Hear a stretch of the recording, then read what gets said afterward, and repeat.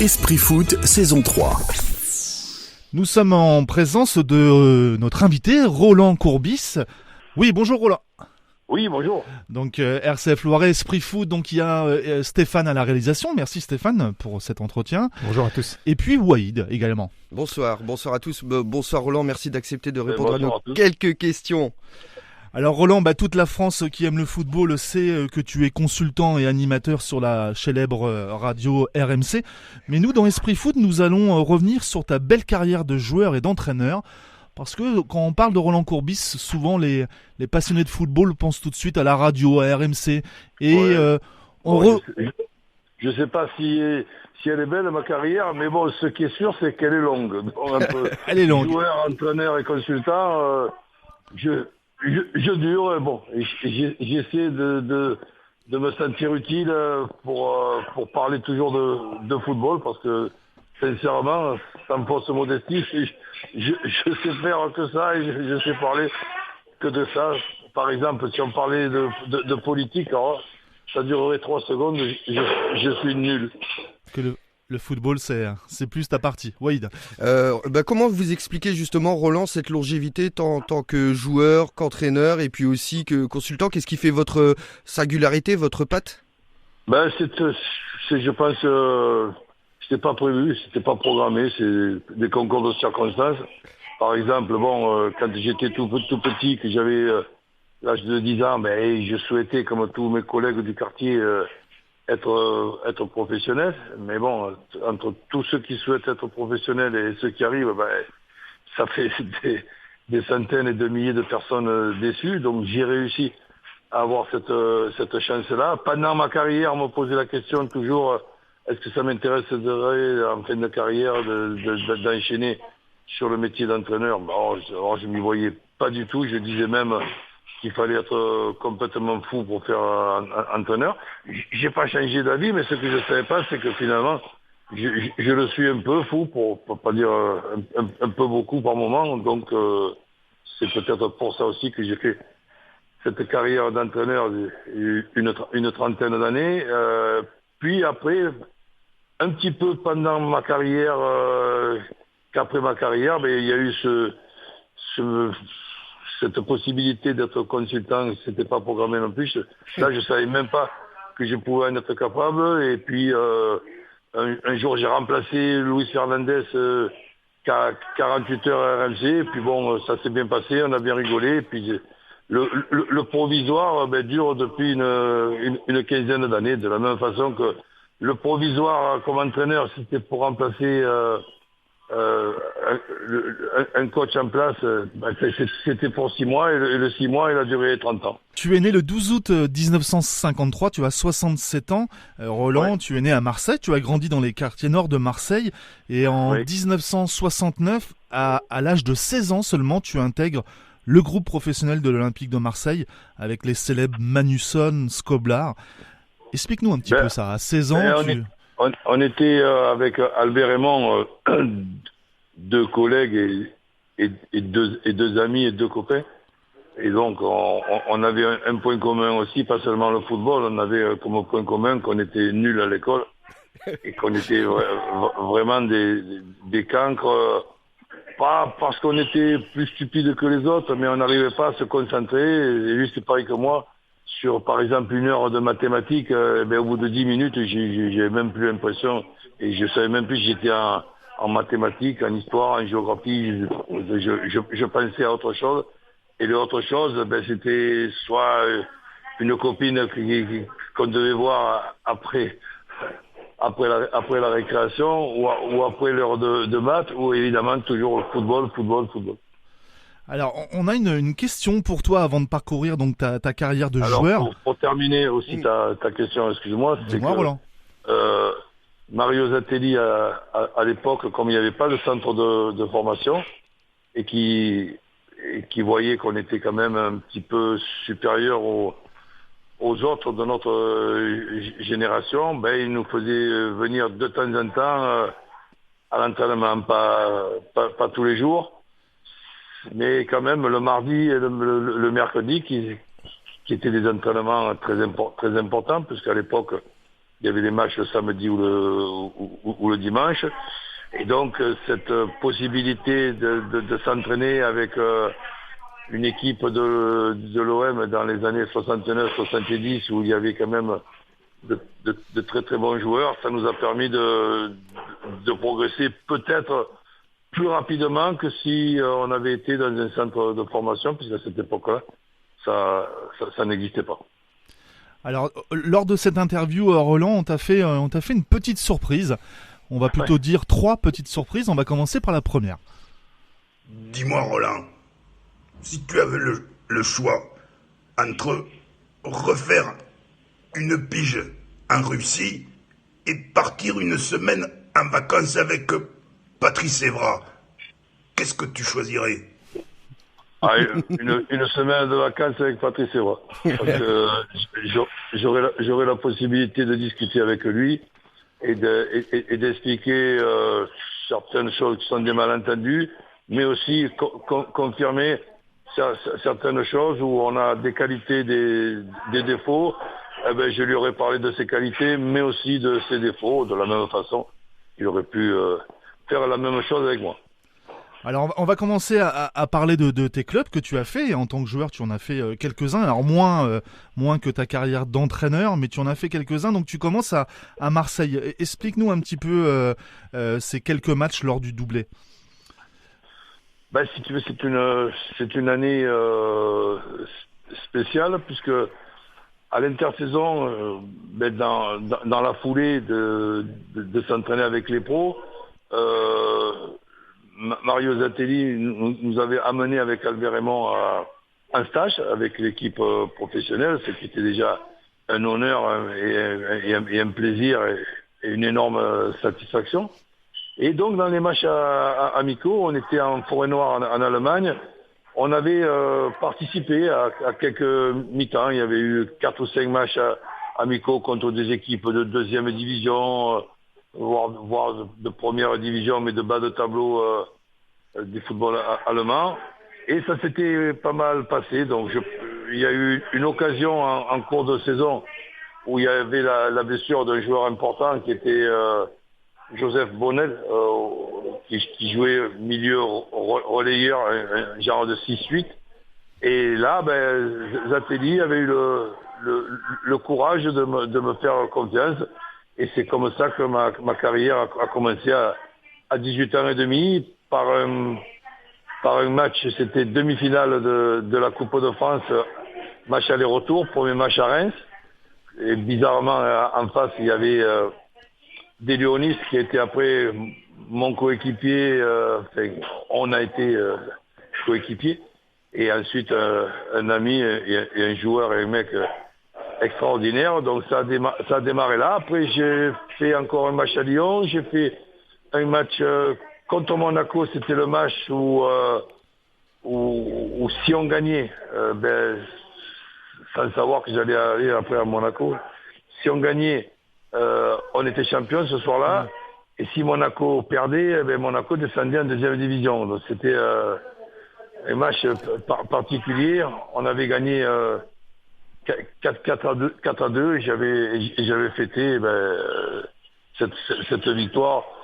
Mais bon, sans vraiment avoir la sensation d'être champion, parce que j'avais fait 4 matchs. Bon, allez, ok, sur le CV, on marque champion. Bon, après, je peux reconnaître que j'ai toujours été surpris qu'on pouvait être champion du monde sans jouer une minute. C'est ce que j'allais vous dire, Roland. Il y en a qui ont été champion du monde sans avoir joué une minute. Hein. Donc, c'est vrai qu'on peut être champion de France en ayant joué 4 matchs sur 38. Alors, on parle de toi, Roland, d'un défenseur très rugueux. Il fallait pas trop t'embêter. Oui, mais c'était peut-être... c'était un caractère de gagneur, mais c'était aussi une stratégie. Déjà, j'ai joué toute mon enfance et ma jeunesse dans un poste de 6, 8, voire même 10 à une certaine époque. Et après, j'ai reculé au poste d'arrière central. Bizarrement, j'étais en équipe de France Junior, il y avait eu un blessé. Il n'y avait pas d'arrière central sur le banc. Et le coach sélectionneur Jacques Ibron me demande, bon, parmi les milieux, Roland, bon, il y avait un autre. Est-ce que tu peux pas te dépanner au poste d'arrière central? Je dis oui, très volontiers. Puis en plus, en jeune, j'avais fait ça quelques fois. Et c'est extraordinaire, mais ça s'est super bien passé. J'ai continué en équipe de France junior à être arrière central. Avec Marseille, j'ai joué milieu, mais bon, après, ma carrière, elle a été d'arrière central et pas de milieu. En ce qui concerne le comportement, ouais, c'est vrai que tout jeune, j'ai eu comme stratégie d'être très agressif sur le premier ballon pour disons faire douter et inquiéter l'adversaire, alors que très souvent, en étant toujours quand même un petit peu agressif, je dépassais pas les limites et j'ai pas été expulsé très souvent. J'ai pas eu trop de cartons jaunes par rapport à une certaine réputation, mais voilà, c'était une stratégie en plus sur la première intention. S'il y a faute, 9 fois sur 10, comme c'est le début de match, l'arbitre ne donne pas le carton. Et après, peut-être, je dis pas tous les coups, mais peut-être très souvent quand même, l'adversaire pouvait être impressionné et perdait et son niveau baissait, ce qui nous arrangeait. Donc pas de tacle au niveau des genoux. Non, bon, maintenant, des fois, c'est vrai qu'il y avait certaines interventions qui auraient pu être dangereuses, mais j'étais très sympa et gentil à côté, par exemple, d'Éric Dimeco, qui lui m'inquiétait en tant qu'adversaire de la première à la dernière minute. On n'était pas dans la même catégorie. Lui, il était dans la catégorie boucher artisanal. Voilà. Donc, ce qui, quand même, je pense, n'était pas mon cas. Alors après l'Olympique de Marseille, on est dans la saison 72-73, tu pars à l'AC Ajaccio. Alors en quelques mots, dis-nous un petit peu ce parcours. C'est tout simplement parce que il y avait le transfert de Marius Trésor. Ensuite, donc le transfert de Marius Trésor, il s'est fait avec une somme d'argent de l'époque qui était énorme. C'était 100 millions de francs. Ce qui correspond aujourd'hui, bon, je sais pas, c'est difficile à convertir. Enfin bref, puisqu'il y a les anciens francs, les nouveaux francs. Pour moi, c'était une grosse somme, plus 5 joueurs de l'Olympique de Marseille, un attaquant vert donc hollandais, gaucher et des gauches, Alba Ladejo, numéro 10, jeune prometteur, Robert Buig, qui avait déjà joué et été prêté à Bastia, qui était un très bon numéro 6. Moi, comme arrière central, pour remplacer poste pour poste Marius Trésor, ce qui n'était pas évident, parce que Marius Trésor, c'était tout simplement un phénomène, un monstre nettement meilleur que moi. Et ensuite, Bodji, un arrière central, un jeune en devenir de l'Olympique de Marseille. Mais dans cette transaction, j'étais pas prêté, comme on m'a fait dire, puisque sinon les supporters n'auraient pas compris qu'on se séparait d'un jeune prometteur, j'étais capitaine de l'équipe de France junior. Et le correspondant de France Football en France, Victor Siné, avec le correspondant de France Football en Grèce, avait demandé à Victor Siné que je puisse être définitivement à Ajaccio et non pas prêté. Et donc les dirigeants d'Ajaccio, sous les conseils de Victor Siné, ont insisté sur le fait que je sois transféré définitivement et pas seulement en prêt, parce qu'ils savaient qu'un an après, ils allaient me transférer à Olympiakos pour une somme de pratiquement la moitié de Marius Trésor. C'était 45 millions, alors que Marius Trésor avait été transféré 100 millions, donc ce qui était une bonne affaire pour Ajaccio. Alors à l'Olympiakos, à l'époque, seuls les joueurs grecs étaient autorisés d'y jouer, et toi tu te retrouves d'origine, et toi tu te retrouves donc dans ce championnat. Il y avait une origine grecque de ton côté? Oui, donc c'était une origine qu'on avait trouvé, un arrière grand-père qui était né du côté de Salonique.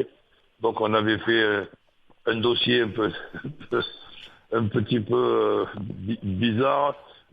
Mon grand-père était né dans la même région, enfin mon arrière-grand-père, d'un international uruguayen qui jouait aussi à Olympiakos. Et en rigolant, donc on disait que nos deux grands-pères se connaissaient, qui draguaient les filles ensemble, qui sortaient ensemble, qui jouaient au tabli, qui est le blagamon grec, ensemble. Bon voilà, c'était un dossier un petit peu bizarre, mais bon, j'aurais pu avoir un arrière-grand-père grec, peut-être dans la génération d'avant. J'avais fait rechercher donc pour l'arbre généalogique si des fois j'avais un arrière-grand-père, non, ils étaient tous de la région marseillaise. Comme Marseille, il y a eu un passé avec les Phocéens, etc., etc. Arrière-grand-père, non, peut-être avant, mais là, on n'est pas allé jusque-là. Donc, allez, il y a eu quand même un tampon, comme quoi j'avais un arrière-grand-père d'origine grecque, ce qui me permettait de pouvoir jouer. Mais je n'ai été qualifié qu'à partir du mois d'octobre. Oui, tu as fait peu de matchs à l'Olympiakos. Alors, on va parcourir rapidement, parce qu'après, il y a tes équipes que tu as entraînées, hein, donc il y a eu beaucoup de clubs. Après, c'est Sochaux, donc en 74, où il y avait l'inauguration du centre de formation. Tu restes 3 saisons. Donc, tu as joué avec les célèbres Anziani, Yannick Stopira, et j'en passe, hein, Joël Batz. Et la deuxième saison, tu es 3e du championnat de France. Donc, c'était plutôt une belle saison à Sochaux. Après, on va passer à Monaco également, à part si tu voulais dire quelque chose sur Sochaux rapidement. Oui, Sochaux, c'est en rentrant de Grèce, j'avais failli retourner à Marseille. On ne s'était pas mis d'accord, c'était le Marseille de Paolo César et Jair Zino. Donc je m'étais libéré d'Olympiakos pour signer à Marseille, et quand j'arrive à Marseille, c'était pas les mêmes sommes qu'on s'était mis d'accord verbalement au téléphone. On m'a dit que les Brésiliens, ils avaient coûté plus cher que prévu, et donc il avait fallu trouver des solutions. Ben, j'y vais à les solutions. Si vous voulez trouver en m'abaissant mon salaire, ben, je signe pas. Donc, j'avais pas signé. J'ai failli aller à Nîmes, et ça s'est fait avec Sochaux. C'était entre Nîmes et Sochaux. Alors, ça me plaisait plus Nîmes en ce qui concerne la région et tout, mais Sochaux, depuis tout petit, c'est un club qui m'attirait. Et donc, avec les Lionceaux, tout ça, c'est un club qui m'a tiré. Donc, je suis allé à Sochaux pour 3 saisons. Et effectivement, la deuxième année, on a terminé 3e, on s'est qualifié pour la Coupe UEFA. Ce qui est exceptionnel. Alors, ensuite, on peut dire que vous posez vos valises à l'AS Monaco, puis le Sporting de Toulon. Parmi toute cette expérience de joueur, quel souvenir vous gardez, Roland ? Bon, souvenir extraordinaire de 5 ans passés à Monaco avec 2 titres de champion et 2 fois 4e et 1 fois 3e, avec une équipe extraordinaire en ce qui concerne l'ambiance, l'amitié, un effectif de footballeurs, mais de copains aussi. On se languissait le matin de se retrouver pour boire le café. Et ça, c'est une partie de ma carrière extraordinaire. Et ensuite, Toulon, 9 ans à Toulon, où là, je rejoins Christian d'Alger pour leur filer un coup de main dans l'opération montée. On monte in extremis, mais on se débrouille de monter dans un groupe où il y avait Nice, Cannes avec une grosse équipe, l'Olympique de Marseille, les Minots. Et donc on termine premier de ce groupe-là, et on monte en première division en s'y maintenant 9 ans. Donc 8 ans avec ma présence, et une 9e année après que je sois parti. Et c'était évidemment un endroit que j'ai beaucoup aimé. Donc ensuite, l'objectif c'était de se sauver, puisqu'on avait le dernier budget de Ligue 1. Il y avait l'équipe de rugby en face qui était extraordinaire et qui eux avaient les potentiels d'être champions. Les objectifs c'était pas les mêmes, mais ça fait rien. On a pris beaucoup de plaisir, et là sans que ce soit prévu, les 6 mois de première division de la deuxième saison, si je me rappelle bien, se passent pas très bien.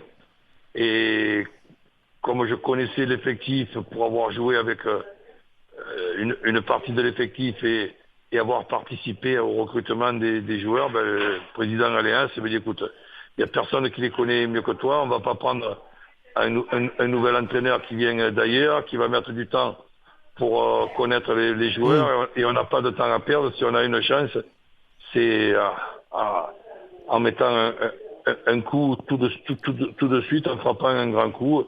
Et ça s'est bien passé, puisque la deuxième partie des matchs retour, on termine 3e ou 4e des matchs retour.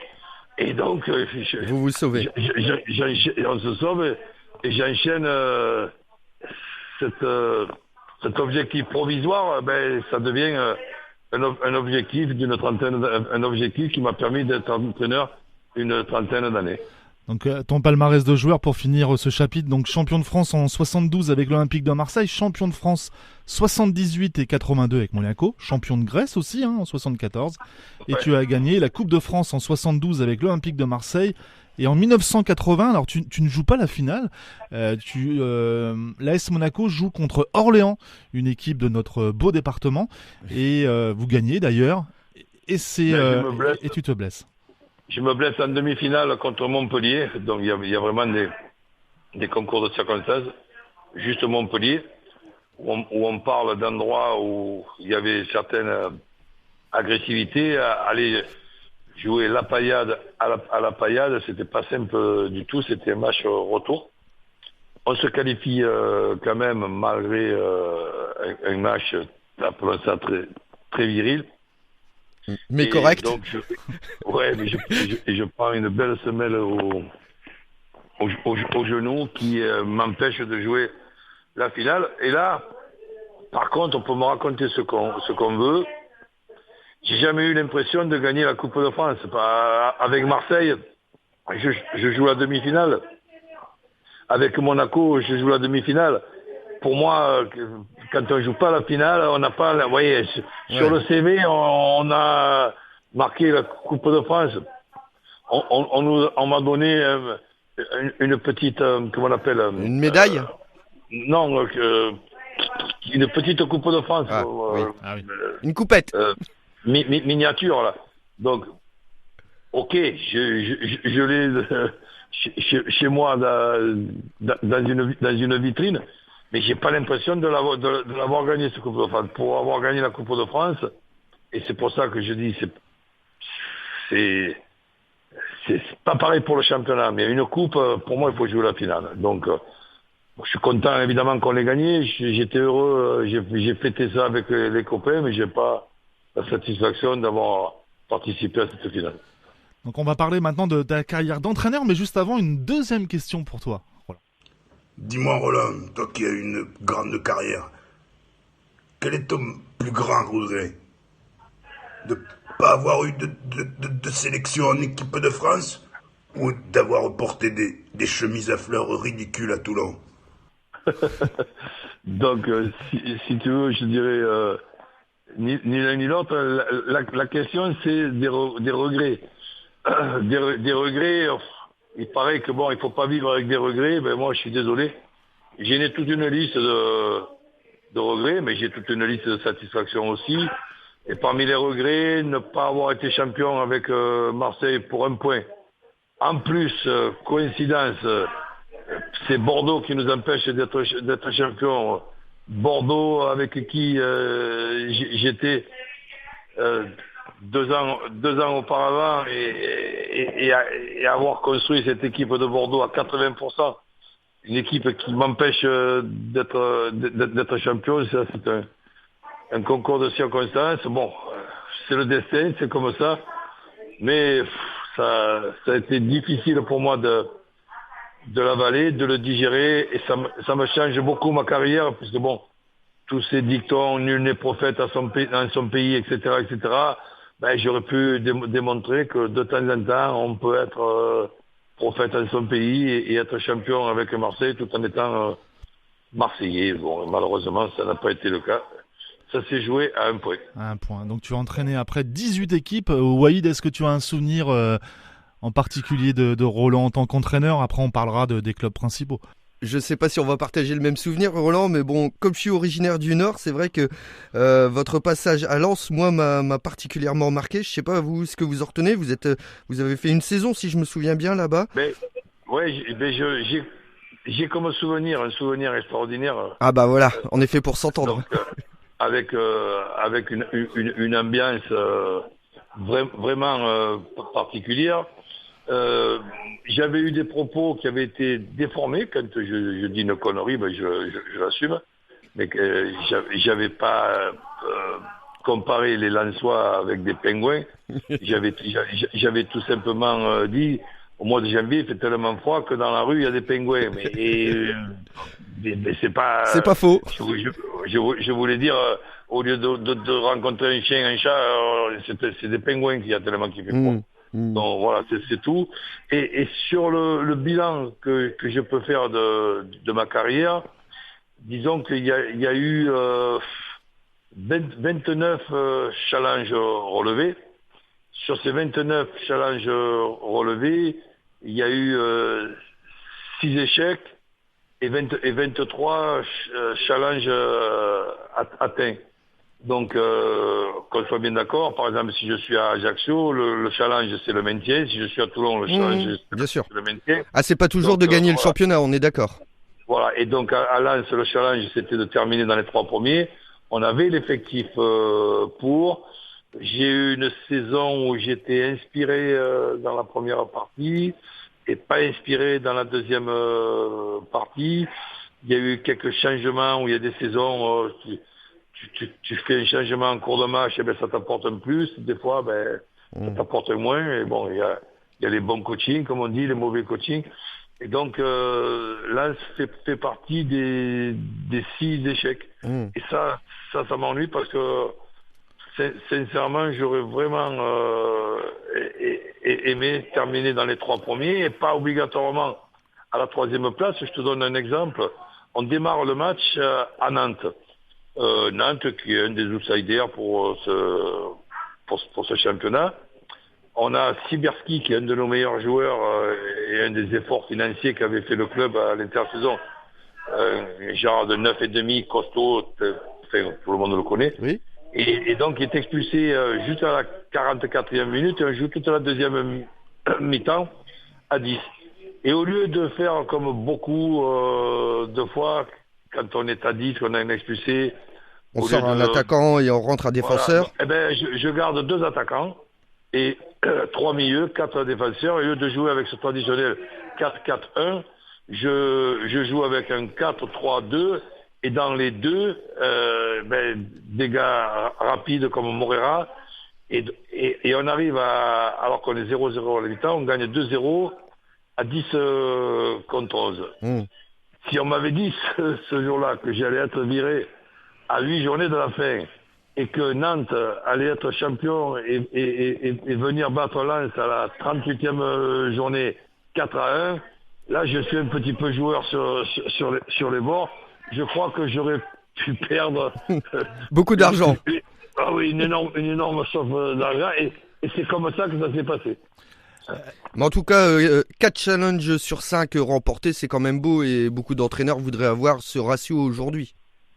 Comment 4 challenges réussis sur 5, parce que si on fait 29 sur 29, 6 ratés, bon, ça fait quand même 4 challenges sur 5 réussis. Il y a beaucoup d'entraîneurs qui voudraient avoir le vôtre quand même là aujourd'hui. Ouais, en pourcentage, oui, tu veux dire 80% de réussite. Voilà, c'est pas mal. Oui, ben écoute, je pense que c'est pas mal. Je suis obligé de lutter avec ça pour expliquer aux gens que le métier d'entraîneur, si on peut avoir des titres, ok, mais pour avoir des titres, il faut avoir l'effectif pour. Mais le métier de l'entraîneur, c'est aussi d'atteindre un objectif, c'est aussi de faire progresser des joueurs, c'est aussi de trouver les bonnes places à des joueurs. J'ai quand même quelques superbes souvenirs ou d'avoir changé des joueurs, de les avoir fait passer de milieu offensif à milieu défensif, de numéro 10 comme Grenet à Bordeaux, à poste d'arrière droit. Donc tous ces trucs-là, ce sont des satisfactions aussi pour un entraîneur. Roland, à l'époque, Borelli, le célèbre président du PSG, malheureusement décédé depuis quelques années, te propose le PSG, mais tu refuses le PSG. Est-ce que c'est une rumeur ou c'est une vérité ? Non, c'est une vérité, et c'est une vérité aussi que j'ai refusée parce que j'ai pas honte de le dire. Je me suis pas senti capable. C'était ma 2e année d'entraîneur. D'accord. Donc j'avais quand même pas mal d'idées. Et du côté de Toulon, on peut dire qu'on était en avance sur pas mal de choses. Mais je me voyais pas monter à Paris, dans la capitale, avec mon accent du Sud, à la 3e journée. Une dizaine d'années après, oui. J'aurais relevé ce challenge assez marrant, un Marseillais à Paris. Mais là, on peut le dire, oui, je me suis dégonflé. Alors, les plus grands présidents de clubs français ont fait appel à toi, Alain Flelou, Robert Louis Dreyfus. Qu'est-ce que tu gardes de ces personnages ? Des superbes souvenirs. Mais le président qui m'a le plus marqué, ils m'ont tous marqué. Mais le plus marqué, malheureusement, il est plus là de nos jours, c'est Michel Moretti à Ajaccio. J'ai rarement vu un président aussi attachant et aussi compétent que ce gars-là. C'était même dommage qu'il n'ait pas fait une autre carrière, mais lui-même n'aurait pas voulu. C'était son île, c'était Ajaccio. Donc il s'était fixé un objectif d'être à nouveau en première division alors qu'Ajaccio était en promotion d'honneur. Donc il s'est donné 10 ans pour remonter en première division. Il réussit. Je lui file un coup de main en 2e division pour la montée. Et je crois que cette montée avec Ajaccio, de tous les challenges relevés et réussis, ça reste quand même mon meilleur souvenir. J'ai jamais été aussi inspiré et aussi en forme que cette année-là.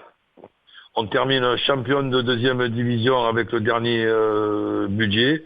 Bon, évidemment, ça n'a pas été soulevé médiatiquement comme un exploit extraordinaire, mais pour moi, c'est le plus grand exploit que j'ai pu faire en tant qu'entraîneur, être champion de France de 2e division avec les installations d'Ajaccio qui à l'époque étaient catastrophiques. Maintenant, c'est nettement mieux. Un effectif d'une quinzaine de joueurs où la complémentarité et le talent était au rendez-vous. Et moi, en grande forme, cette année-là, contrairement à la 2e partie à Lens, où je vais à Ajaccio après Lens, j'étais pas inspiré dans cette 2e partie à Lens. Tout mon manque d'inspiration de Lens, je l'ai eu pendant toute une saison à Ajaccio. N'importe quoi que je faisais ou que je disais, ça marchait. Moi-même, je m'impressionnais. Alors, tu as entraîné les plus grands joueurs, on va en citer quelques-uns, mais il y en a tellement. David Ginola, Casoni, Laurent Blanc, Makelele, Ravanelli, Dugarry, Pires, Gallas, de nombreux joueurs. Et puis, notamment dans ta carrière d'entraîneur, on va parler de cette finale malheureusement perdue en Coupe d'Europe en 99 contre Parme. T'as oublié seulement Zizou, Dugas et voilà. Alors, on allait venir sur la fin. Bon, c'était quelques petits joueurs, ça. Et puis également ta victoire. Alors, je pense que ça reste un excellent souvenir pour toi. C'est une victoire contre Manchester United, le champion en titre. Vous êtes en Ligue des Champions, vous rencontrez Manchester, qui est vraiment la grosse équipe d'Europe, champion en titre. Ouais, et là, vous les gagnez dans un stade Vélodrome bouillant. Ouais, mais déjà on perd tout juste 15 jours avant à Manchester. On mène 1-0 un quart d'heure de la fin. Pierre Issa est blessé, il est à 3-4 mètres de la ligne de touche. Et au lieu d'avoir la malice et le vice de gagner du temps, et lui, dans un souci de bien faire, il sort presque en rampant à quatre pattes, et évidemment, là, le jeu reprend. Il y a un coup franc, on est à 10 sur ce coup franc. Il y avait une responsabilité de zone pour chacun, mais là, lui, il n'est pas sur le terrain.